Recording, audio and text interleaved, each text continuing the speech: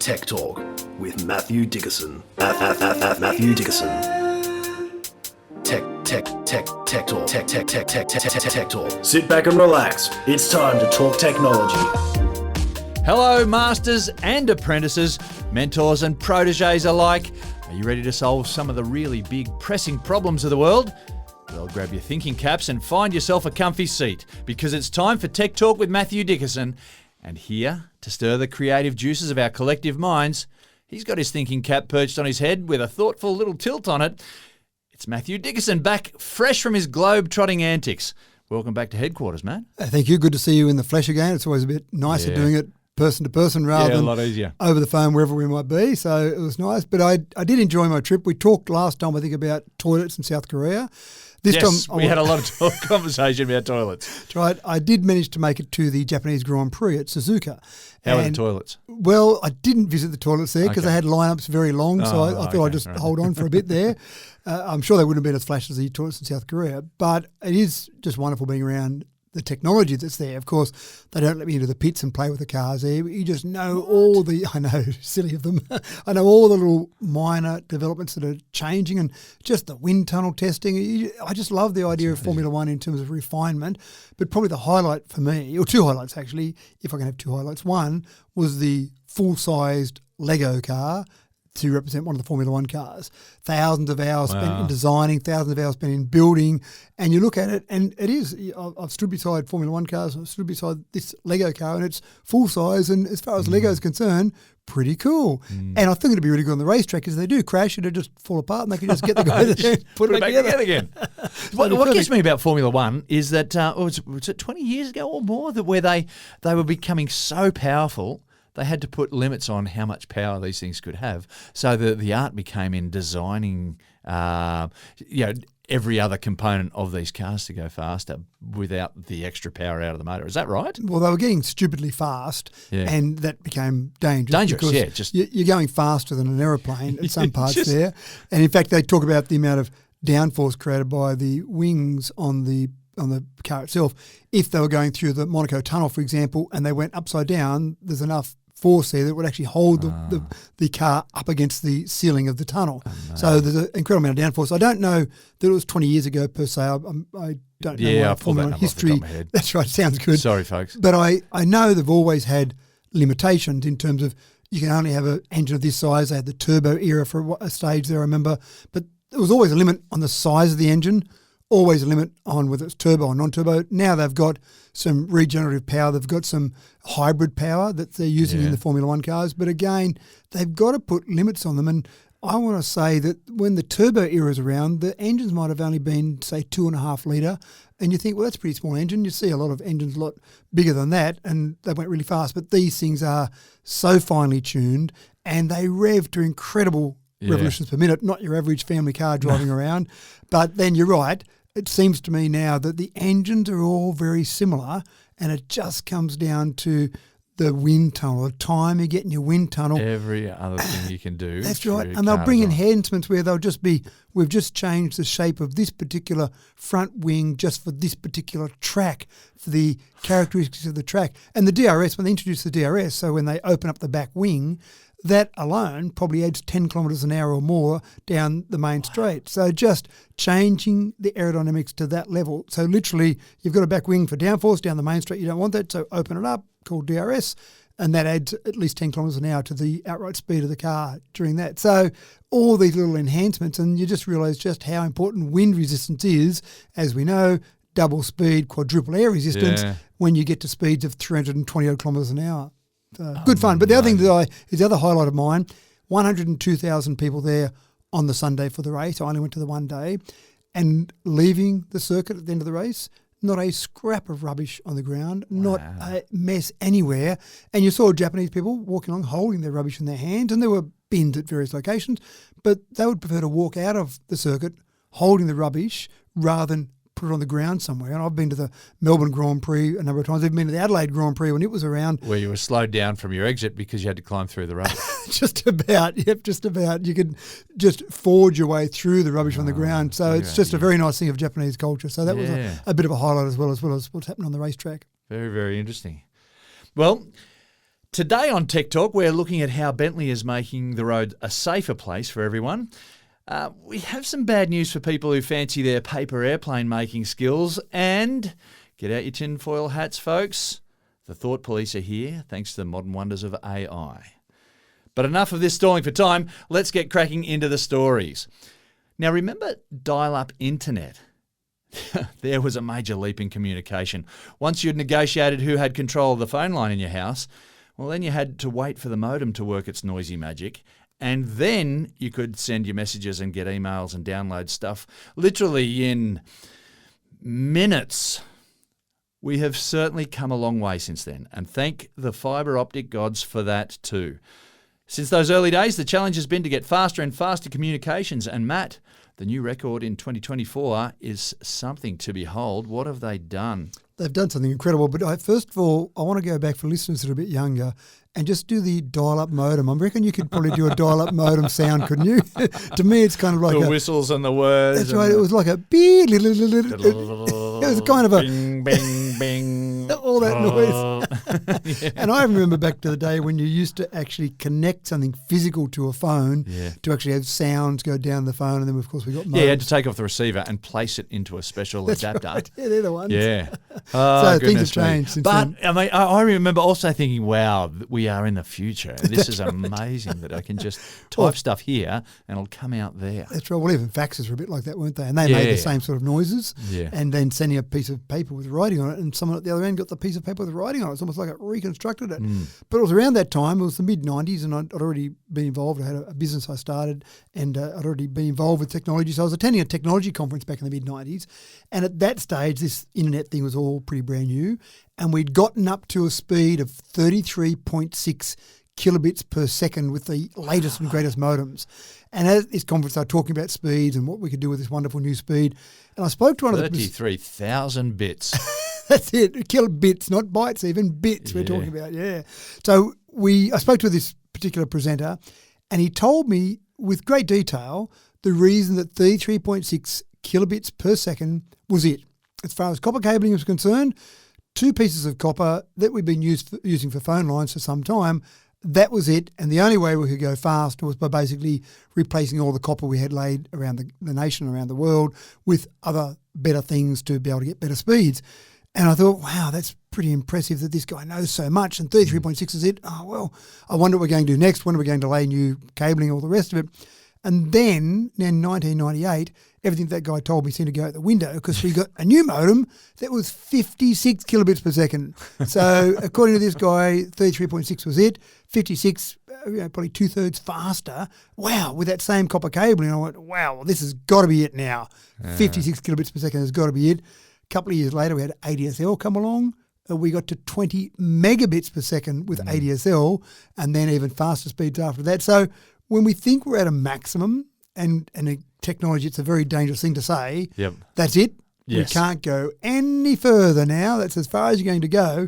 It seems a bit laughable that one person who was an expert in their field and presenting at a conference who told me 33.6 was it, you go 600 times faster within the space of a few years. So let's jump forward to today now. Let's jump forward 20-odd years, and we've got fibre optic cabling. Now, we know we've got lots of fibre optic cabling running under the oceans, connecting various countries together, running around in countries. We know we've got fibre optic cable with NBN, and there are speed limitations on that, and you obviously have to have some sort of speed limitation eventually. There's some researchers now at UK's Aston University that have just said, we've broken the self-proclaimed speed record. So they're claiming it as a record, but no one's really debating at this stage. But they're on one single fibre optic cable doing 301 terabits per second. So I'm just doing, so gigabits is billion, tera is trillion. Well, we started talking about kilobits in the beginning of this at 33.6. Then we jumped to megabits when we got to ADSL. Then forget about giga, we're jumping straight to tera. So 301 terabits per second. Now, we know fibre optic cabling is fast anyway. And to be fair, some Japanese researchers a few years ago claimed a record of 319 terabits per second. But to do that, they had to design a new type of fibre optic cable. What I love about this particular story is that the researchers have hit 301 terabits per second using existing fibre optic cabling. Now, we have got, I have no idea, but we have got a lot of fibre optic cabling running around the world in each country, connecting countries. And if you had to relay all that to get your 319 terabits per second, that's a big job, obviously, a lot of infrastructure. But to be able to use the existing copper cabling, that's pretty exciting.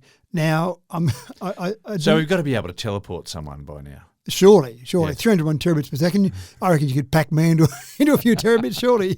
So they've been able to achieve this by using the E and S bands. And I'll get to the bands in a moment. Normally, fibre optic cable relies on C and L bands. Now, there's not a lot of logic, although there is some in the way they name the band. You'd think there might be A, B, C, D, E, F, or something that was sequential. Yeah, no. But there are essentially 6 bands that are typically used with fibre optic cables, and these are all infrared parts of the spectrum. So the O band stands for original band, and it's got 1260 to 1360 nanometers. So that's kind of where they started off with fibre optic cabling. Then they went to the E band for extended band, and that went to from 1360 to 1460, so that was a bit better. And then the S band is short wavelength band, 1460 to 1530. And then they've got C band, conventional band. I'm not sure how they got conventional and original. That sounds like a step back. It does kind of sound like that, doesn't it? 1530 to 1565, so not very wide. And as I said a moment ago, the C band is typically what's used. So that's only a fairly narrow band. L band, long wavelength band, 1565 to 1625. And then the U band, ultra long wavelength band, 1625 to 1675. So the researchers have basically been able to use a couple of additional bands on existing cabling, and that's where you get those extra speeds out of it. So what's this mean for us today? Absolutely nothing. But in the near future, with all the fibre optic cabling that's already been run, and we know we have this exponential thirst for data, we're using more and more data, we know we're going to need more data. What this does is allows us as a community to say, well, we need to replace infrastructure at each end, in other words, to take advantage of this, but the cable that's in the ground, which is a lot of expense in rerunning that cabling, that can be left as it is. Good. Yeah, that's right. So it is, to me, a really good sign that we continue to develop, we continue to come up with ideas, continue to be ingenious in what we do. And I say we very loosely here, I'm including us. Yeah, no, it's us. It's us too. Right, in the researchers, all this we across the world. But it is fantastic to see that. And this basically will allow us to keep upgrading our internet speeds without huge costs going forward. And we're one step closer to teleportation. Hopefully, surely we're going to get there soon, surely.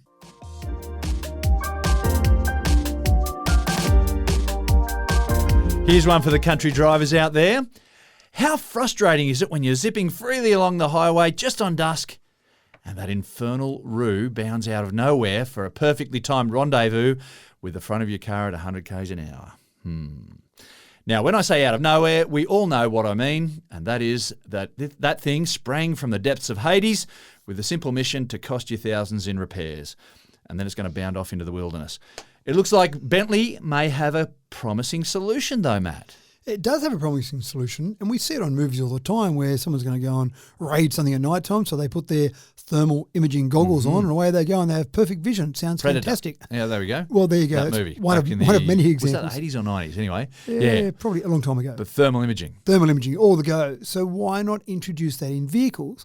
So the only minor problem here is the only car that's got this at the moment is the 2024 Continental GT from Bentley, which is about $350,000 US. So probably not going to be taking over the roads yet. But I'm okay when development happens at Formula One level or at high-end vehicle level. We know it doesn't take that long before it becomes commonplace in vehicles. Yeah, that's right. So they've got a night vision camera fitted to the grille.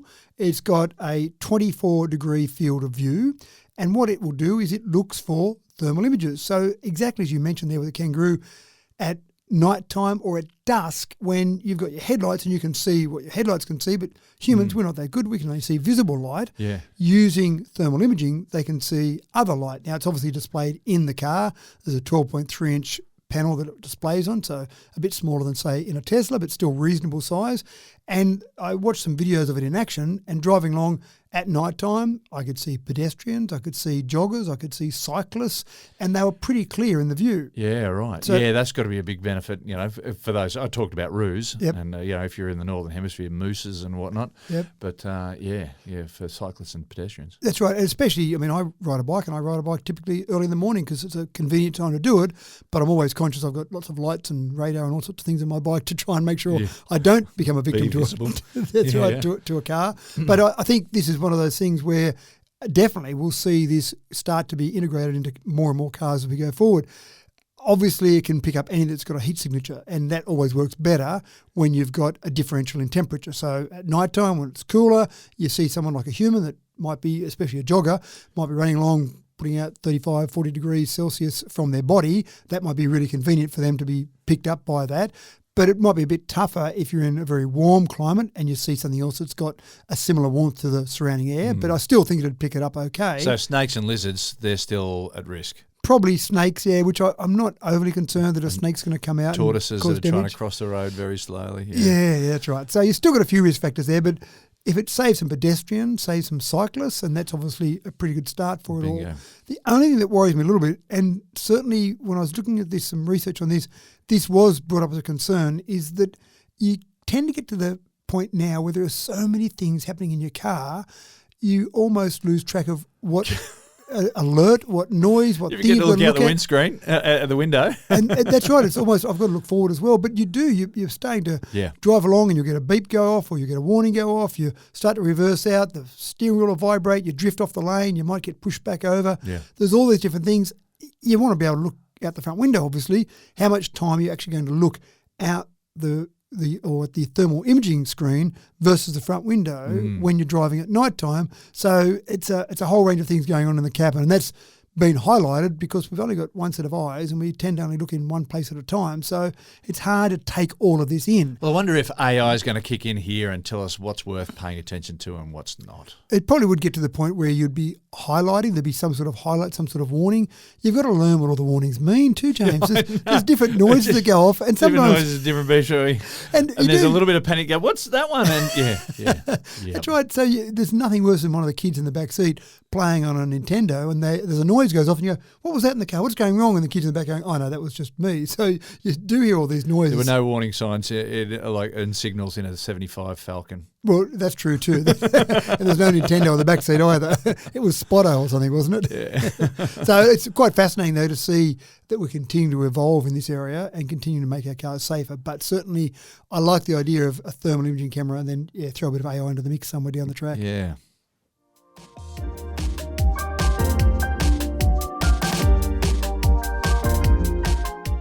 The humble paper plane. While some people just don't get it, for others it's a form of fine art.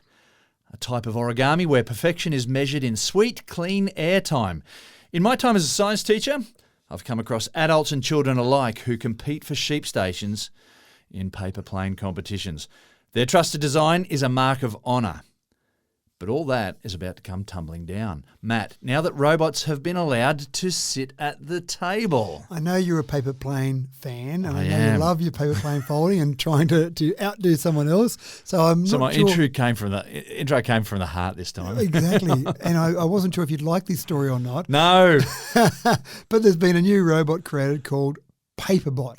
And it was created by some people at the Columbia University Idiots. in New York. And what they're doing is they're doing exactly what you and I would do when we're making a paper plane, but they're doing it more accurately. So you and I would get there and we'd fold a paper plane and we'd go, right, I've got this competition against my good friend. I'll throw that one and see, okay, oh, not too bad. I'll try another one. Oh, right. Oh, yeah, not In quite. aerodynamics, millimetres count. And they do. And also the problem we Fractions have... of a degree, yep. The problem we have when we're doing exactly that is every time we test our plane, it'd be nice to throw it exactly the same angle with exactly the same force. It's all about where you're holding it. And That's how right. the folds are creased. But as humans, we're not that good at replicating perfectly what we do. So Paperbot is going away from the idea of computer simulation to design a paper plane. So they're not cheating in that respect. But what Paperbot does is has the basic instructions to fold a plane, folds the plane, then launches at the optimal launch angle and at the same force every single time. Does the launch, measures where it lands. Okay, I got 7 metres with that one. Fold another one. Make a subtle change. Millimetres we're talking about. Now, the launch and the power are identical each time. Given the fact that they're probably doing it indoors, so not a lot of outdoor wind to contend with here, you're probably going to get a fairly accurate fly each time to see which design is better. What they did was they tried some testing. They got some paper plane enthusiasts. I don't know why we didn't get the phone call, James. Yes. They got some paper plane enthusiasts, and they said, you've got 3 hours to sit down and do some simulations, do some different folds, collaborate, throw some ideas together, and come up with the best plane you can. Paperbot did the same thing, had 3 hours to fold and throw, fold and throw. Over the 3 hour time frame, Paperbot managed to do 100 different designs, and no surprises here, but it's going to hurt. You know that Paperbot outperformed the humans, significantly outperformed the humans. I've never been so disappointed in one of your stories. We've done a lot of stories over 4 years, Matt, and I've never been so disappointed in a story. I know, but let's look at the good side here.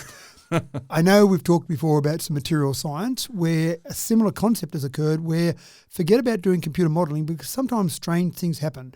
So put different components together and then test. So in other words, you might be testing for tensile strength. Yep. Put those components together, test, okay, you got so much strength out of that. Change the mixture slightly, change what you do slightly, test again. That's where robots can be really effective. And suddenly you get a compound or an alloy you might get that you wouldn't have even thought about as a human, but because it's just doing trial and error, it's putting together combinations. Completely objectively. Exactly right. Just saying, I'm going to put this in, I'm going to put this in. And someone might say, well, that's stupid. Why would you put that together? But it doesn't think that. It just puts it together. So the trouble with having a human brain is we tend to get, when we try to be objective, we often fall into the subjective and we get distracted and go down a line. And I know when I used to do training for some of my technicians in a computer business I had many years ago, one of the things I used to talk to them about in troubleshooting was I'd say, do the quick things first. And so there'd be a problem they might be having. I'd say, this example here, test that first. And of course, the young technician would say, well, that's not the problem. I say, well, it's probably not the problem, but do that first because wouldn't it be painful if you went and did all the long time-consuming things and you came back and went, oh, that was a problem. I should have checked that first. Yeah. But trying to get someone to think that way, to test something that you definitely know is not the answer, but 1 in 100 times it is. Gee, I'm glad I tested that way first. Yeah. Same sort of thing. When you're mixing these different alloys, as a human, you might just go, no, I'm going to dismiss that. I'm not going to waste my time on that one. It'd be a bit like your lotto, filling in your lotto and saying, well, I'm not going to put in 1, 2, 3, 4, 5, 6 for my lotto numbers because that'd be silly. Well, it's just got the same chance as putting in 8, 10, 15, 17, 32, 16 and 38. So it's exactly the same statistics in terms of the chance of it, but it just looks wrong. So as a human, you might dismiss it. So this is the concept. So they've tried some other things, not just paper planes. So they weren't trying to win every paper plane competition around the world. They also tried using kirigami techniques, which is a form of origami, and do some paper-based folding for a robotic gripper. And by doing that, they managed to achieve a much greater strength out of the folding they did rather than just what the traditional kirigami would have said to do. So taking some traditional paper making, taking some fun things with paper planes, but then applying it from a robotic perspective, the big picture here is obviously looking at how you do machine learning, how you get robotics to just keep trying experiments and then seeing what develops from that. So quite fascinating. But I wish they would have picked something besides paper. Yeah, it was a good story, but I'm still unhappy. Good. Sorry about that.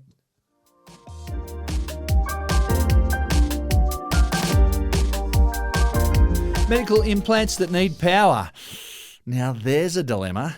What do you do when the battery's running low? Changing the battery in your watch used to be bad enough, but surgery to change a pacemaker, that's next level.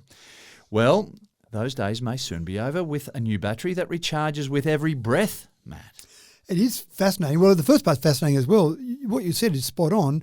With things like pacemakers, you get a flat battery, then you go and have surgery. You have to unzip and then replace and then re-zip. Maybe they need to do that, just put a zipper in because that sounds easier. But that's a problem for people. And then they've started to come up with the concept of having some form of rechargeable battery that can recharge like a watch or a phone where it's wireless charging. So you put something against your skin in a certain spot and do some recharging there. But that's all a bit clumsy because you've got to sit there still with it on you. They've experimented with that. This concept, though, is quite fascinating where they probably won't get forever life out of it, but they're talking about maybe getting years of life out of batteries or out of the concept without needing to recharge. And what they do is they use a sodium-based alloy and a porous gold. They exploit sodium's reaction with oxygen and then take advantage of the fact that we've got oxygen running through our blood vessels. So they're using that reaction to produce a current. Now, you get some byproducts from any chemical reaction. There's going to be some byproducts. You get some sodium ions and some hydroxide ions, but they're not dangerous for the body. They're produced in such small quantities, they're just absorbed by the body, so that's okay.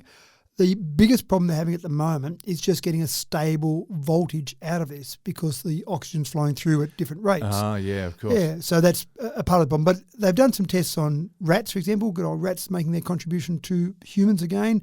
And what they did was they put these particular little parts in, they left them there. They couldn't get it to stabilise for the first 2 weeks, but after about 2 weeks, it started to stabilise and they got a consistent 1.4 volts out of it, which is not enough to drive some of the equipment we need to drive, but it's early stages in this, obviously. So And just clever to think of. You know, like just, yeah. Isn't it? Isn't it? That's what I thought too.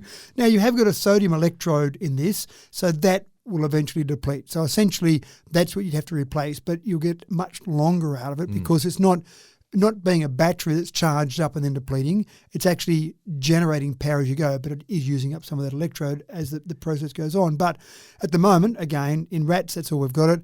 The idea is to keep working on getting a stable voltage and also to increase that life of it. So rather than a few years, you might get 5 years, you might get 10 years out of it, but basically getting to that point where you can put it in and say, there you go, sir, you're right, come back and see me in 5 years, and things might need to be replaced at that point in time, but a lot better than we've got now with pacemakers, for example. But it is quite fascinating, and there is this whole concept that researchers are working on where they're using some of the body's natural processes. In this case, we've got oxygen in our blood veins, blood vessels, and then different types of biomedical engineering. Yeah, so I wonder if they stick with the oxygen idea or if this is just the seed that I've thought where they go, oh, there are some other anions in the body that we could be using as well. And that's based on chemical reactions. Then I started thinking, when I read this story, I started thinking about maybe some sort of impeller as blood vessels are moving blood through them, maybe spinning an impeller, but I thought there probably wouldn't be enough spinning our blood vessels. There's not enough blood moving fast enough to actually produce much voltage out of that. Yeah, but that guy said that you could only get 33.6 kilobits. Yeah, so it's just a whole on there. Right. But this is the thing, people are thinking of these ideas. And I was at a conference the other day and I was speaking at a conference and I said the idea about ideas aren't owned by someone. You come up with an idea and someone else develops something. Oh, that was my idea. Well, no, you didn't really own the idea. It's all about the execution. So there might be lots of people out there that have thought about this, but the researchers, and this is at the University of Technology in China that have come up with this concept, but researchers have to actually come to the point where they put the concept into real terms rather than go, I had an idea on the toilet the other day. Well, that didn't really help society. Actually getting to the stage where we implement that idea. So I'm sure there's other ideas out there as well.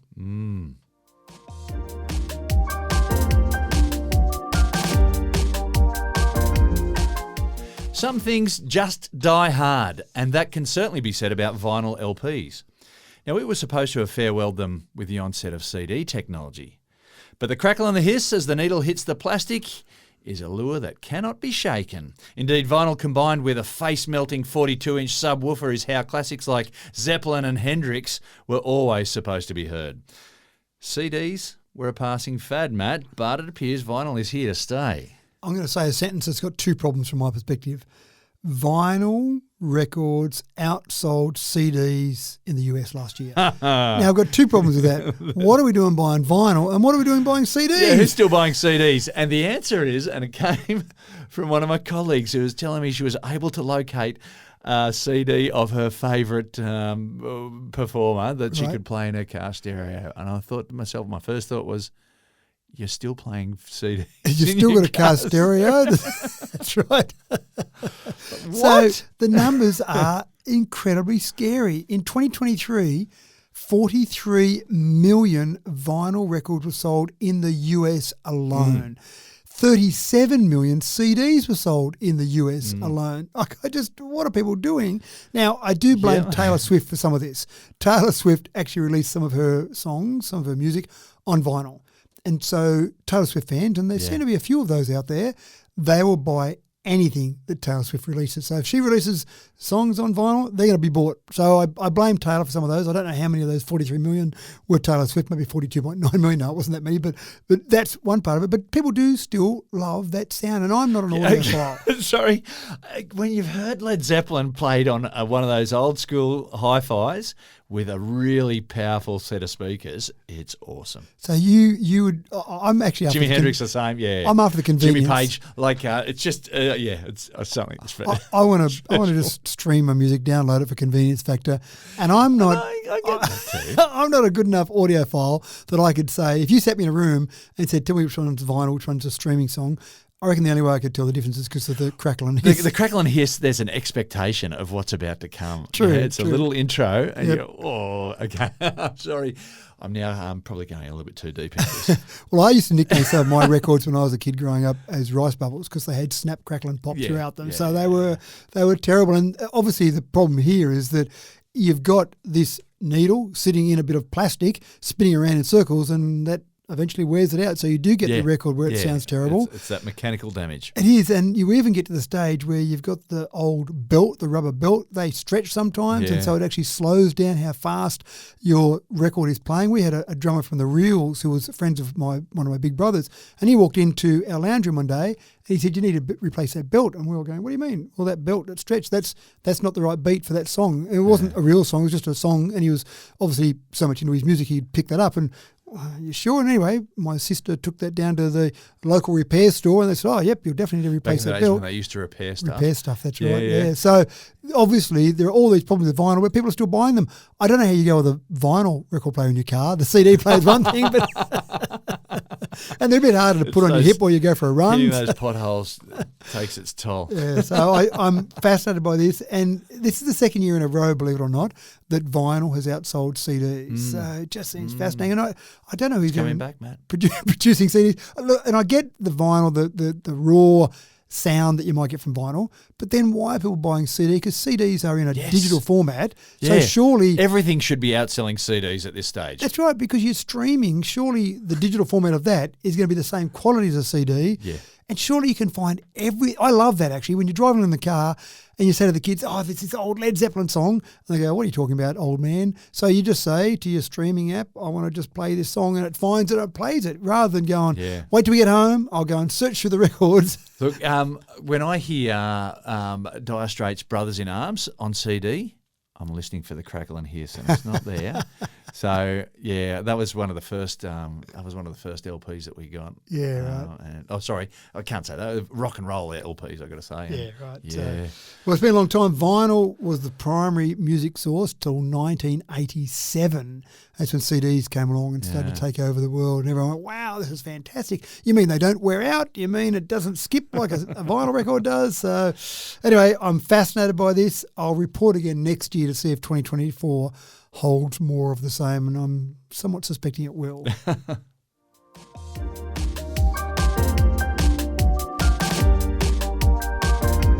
For an all too brief moment in time, people like myself consoled each other in the light of the thought that the AI storm was going to pass on. At least AI couldn't make value judgments or offer opinions. And it was only a matter of time. Take care, folks. AI has now learned the power of persuasion and will probably burn you in a debate. Choose your topic carefully. Matt, anything we can do, AI can do better. Oh, it's seeming like that, isn't it? And I actually did do a little April Fool's Day joke where I said that on a council, it'd be good to have an additional counsellor as an AI counsellor. So have your normal human counsellors and just add one AI counsellor.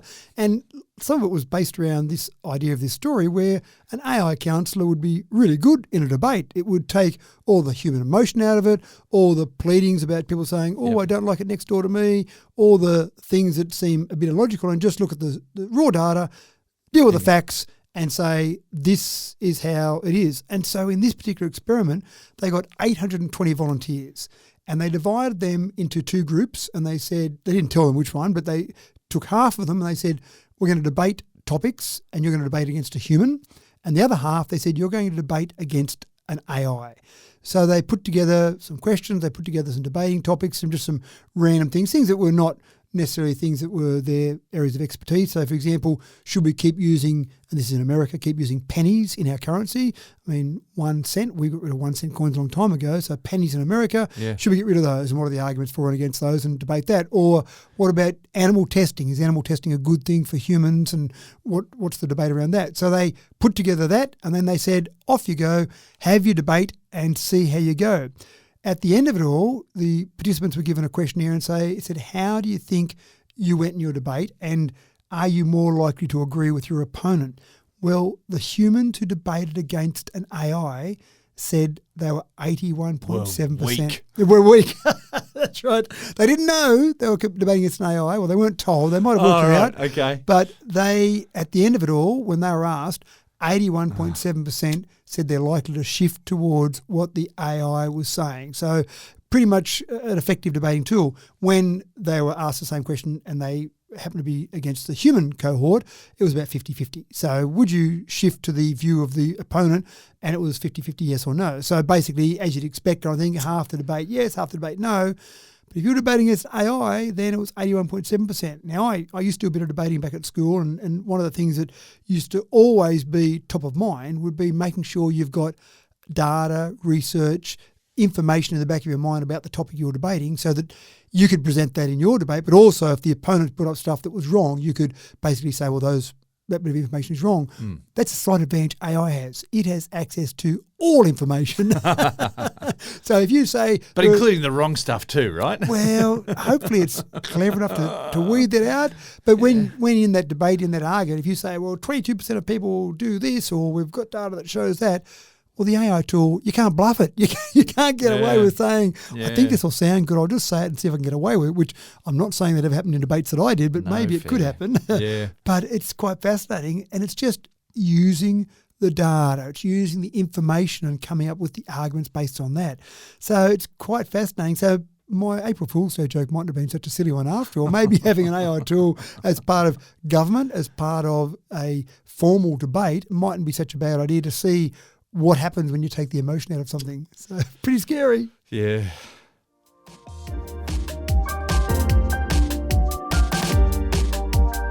And to take that story from a level of mild eyebrow-raising interest to the level of a Scooby-Doo, I'm out of here, get the hell out of my way, yoinks! That sort of panic.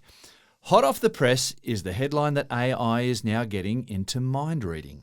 That's right, folks. Someone out there is teaching it how to predict brain function. Matt, I don't want to be an alarmist, but we've all seen how this movie ends, right? That's right, and not good for us. Although you and I, we keep saying, we like AI, look after us. Yes, we love our AI overlords. That's right. So everyone else, that might end badly. But we talked about the neural network concept, the Neuralink, where you basically have something implanted in your brain. So there's one person in our world that's got that at the moment. This is taking a slightly different approach. These are some researchers from Kobe University, and they've been working on mice at this stage, poor old animals thrown in the mix again, where just by looking at brain imaging data, so basically taking images of the brain, which we've all seen pictures, maybe some people have had brain images taken or they've seen pictures on movies, you see the brain image, you see different colours for what's happening in there. Mm-hmm. Just by looking at those images, at the moment they've been working on, is the mouse moving or is the mouse still? So what's actually happening? They've been able to get 95% accuracy by looking at brain images. So essentially someone's sitting there saying, by looking at what's happening on the brain, I can predict whether the mouse is moving or stopped. Now, which is really clever, but it's still far from mind reading. Far from mind reading, I know. But we're one step closer, folks. That's the good news. Intro build it up. Never let the intro get in the way of the real data. But it's a step in the right direction in terms of seeing what's happening and seeing the changes that occur. And that's what we're really talking about here. Now, keep in mind that the brain of a mouse is pretty small. So you're looking for some pretty subtle changes there to look whether a mouse is moving or a mouse is still. But it obviously goes further when you get more accurate imaging and then you take a bigger brain, say, a human, for example, then you would get some subtle changes there depending on what was happening. Now, mind reading, wow, that's a a long way away for me to be thinking at the moment, gee, I like the cap that James is wearing. I just know that we're not a long way away.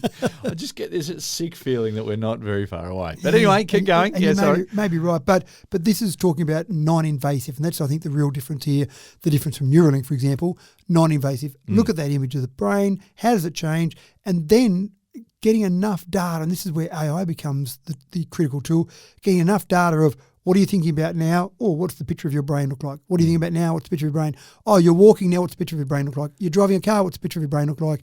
Getting enough of that data, then you can start to get to the stage where you can predict by looking at that brain image data exactly what that person is doing and then eventually thinking. But I still wonder. So I'm looking at your cap now and I go, I like that cap that James is wearing, or I don't like that cap that James is wearing. Is there a difference in my brain imaging from those two thought processes when I see you walk in and I see the cap that you're wearing? Wow, that's got to be some pretty subtle changes in my brain image. Well, it'd be about attaching emotion to a thought, wouldn't it? Yeah, it probably would be, yeah. Really, and then attaching it to the brain, to the hat that you're wearing as attached to that emotion. So maybe we're few more months away from actually reading minds. A couple of months, weeks. Right. But weeks. But it's in the right direction or the wrong direction.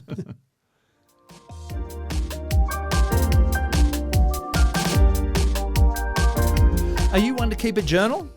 They say it's a wonderful way to promote well-being, to unpack the day that was and just leave it on the page. An excellent way to manage your state of mind during the end of days, perhaps. Well, Apple are onto this, and they have developed a new app to encourage people to take a little time for this simple but worthwhile task. Matt, a digital diary, not a bad idea, but how is this one more user-friendly than a piece of paper and a pen? Well, my mum was an absolute diary fanatic, and it was fantastic when I'd say, oh, Mum, a couple of years ago at school something happened. Oh, what year do you think it was, Matt? Oh, 1983. I'll go and get the diary out for that year. And when was it approximately? And she'd search through it, and every day there was, I reckon, the diary was broken up into kind of 3 pages, 3 days per page. Yeah, right. I reckon half of that was taken up with diary notes every day. So just fascinating. And looking at it when Mum died, we went back and looked at some of those, and just reading some of those bits and pieces was fascinating. So it's pretty dedicated though. You've got to be really keen to sit down at the end of the day and start to write down those things. And you might really want to do it, but life gets in the way and you don't end up doing it. We live such full lives and our heads just get so full these days, and I often think I probably just need to just unload some of this. It'd be fascinating. I actually find it fascinating sometimes when you're searching back through emails because I know I did this thing on this, I'll go and search for that, and other emails pop up and you go, oh, that's right, I remember that one. Oh, that's interesting. So that's all fascinating. But what they've done in the latest iOS update from Apple, iOS 17.2 that's released in, is they've basically got a new journaling feature. And to help us out, to make it easier for us, at the end of the day, it'll give us a little prompt with some photos or some location data, maybe some call logs. So just a bit of a prompter. And so then as part of your journal, you can make a few notes. And what they've found looking at it so far is that the people writing some notes there are doing it more like a social media post where it's just a quick snapshot, a quick summary, not details like my mum used to do, but here's a photo. I was at the whatever it was today, went and did that today. Or call logs, rang James today, haven't spoken to him in a few weeks, good to catch up. Just some little notes like that. The idea is you look at it in a year, 2 years' time, it's a bit of a prompter. Oh, I remember that day I rang James. Oh, that was a great conversation we had. So it's that type of thing, but having all these little prompts there to help you out, because sometimes you get at the end of the day and you do forget what you've done, and then you look at a photo, oh, that's right, this morning I was out with the kids, taking the dog for a walk. And this thing dies. As soon as it feels like a chore, it dies. You stop doing it. Correct. That's exactly right. If someone said, I want you to journal every day, here's a bit of paper, go and do it, you wouldn't do it, or here's a tool on your computer, go and do it. But when it prompts and you look at it, oh, that's right, I'll make a note about that, and you save that in there, the idea is be able to go back and look at it. They do talk about, some of the experts talk about the fact that it does help with your mental health, just to basically relax, calm down, and just think about your day just for a minute, just for a couple of minutes. And that's where Apple's coming from this journal feature. I mean, Apple, where they're really coming from is they want you so linked into the Apple ecosystem that you wouldn't even think about going to an Android phone. That's the real bottom line here, as much as Apple would like to say we're looking after your mental health. But it's actually quite interesting. It probably becomes more a bit of a digital scrapbook more so than a full journal feature because it is showing you these various pictures and things you did during the day. But if you write a few notes there, I think it's not a bad tool to look at. And even when you see on whatever phone you use, sometimes there'll be some reminders come up that say, 3 months ago you were doing this, or a year ago, an anniversary, a year ago, this is what you're doing. Some of those are actually quite nice just to reflect back on. That's right. And you forget about all the stuff you've done. You do so much stuff in a day. You forget about, on a day-to-day basis, forget about year-to-year basis, or maybe that's just me getting old, James. But yeah, a picture tells 1,000 words, and it's lovely to get those little reminders on your phone. But to have a little bit more detail about what that day was about. Yeah, that's right. And even the imperfect memory that we have, that's a big problem that we have, is that we can remember the story, if you like, but the detail, you go to the accurate detail of what happened. You have 3 people at the same event and say, what colour jumper was James wearing? And they'll all either not know or have different colours they'll come up with. So it's hard for us to get the detail right. That's where computers are really good. Remembering the memory. Correct. And then remembering the memory of the memory. Yeah, that's right. That's right. So it gets distorted like a Chinese whisper each time. Well, when someone says, I remember when I was 5 years of age and this happened, you don't really remember what happened at 5 years of age. Yeah. At 6, you might have remembered at 5, and then at 7, you remember at 6, and as you said, you're remembering all those memories, and they get slowly twisted Well, I'm now consoling myself with those memories that you find really embarrassing, those really embarrassing moments where you wish you hadn't done this or that. I'm now thinking, I'm probably remembering it completely wrong. Yeah, that's right. How I'm now addressing those. Change the narrative. I definitely wouldn't have done it that. No, that's right. Change the narrative completely.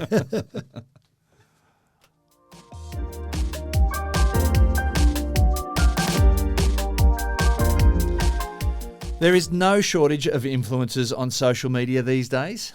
It seems the only qualification that's required to call this a career is an overinflated notion that people want to see you flounce about and recommend things based on little or no real understanding. Folks, this is the result of a world where every child wins a prize. We've got to do something about that.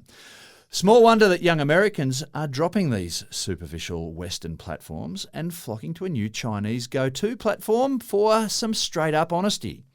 Matt, firstly, your skin needs some jojoba urgently, I've got to say. This light is so unforgiving. And secondly, is this the beginning of a social revolution? It could be. The first thing we've got to do, though, is work out. Jojoba. Thank you. I'll go and do that. I'll be back in a minute. I think that's what you do with it. Oh, who knows? I'll try that and see what happens, and I'll get some more honest opinion from you. But the pronunciation, how are you going with the pronunciation of this particular social media site? Yeah, not. I'll give you the spelling, Xiaohongshu,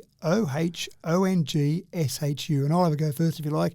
X has often become Z sounding from China, so I'm going to say like Zhongshu. Ah, you really shortened it. I thought it was, sorry, when I read it before, and I don't have the word in front of me right now, but Xiaohongshu, I saw. Oh, that sounds good too. But no, but has that got too many syllables now? No, because it's got the H in the middle there. So, and I still reckon that X becomes a bit of a Z sound. So Xiaohongshu, make it faster, Xiaohongshu. How's that?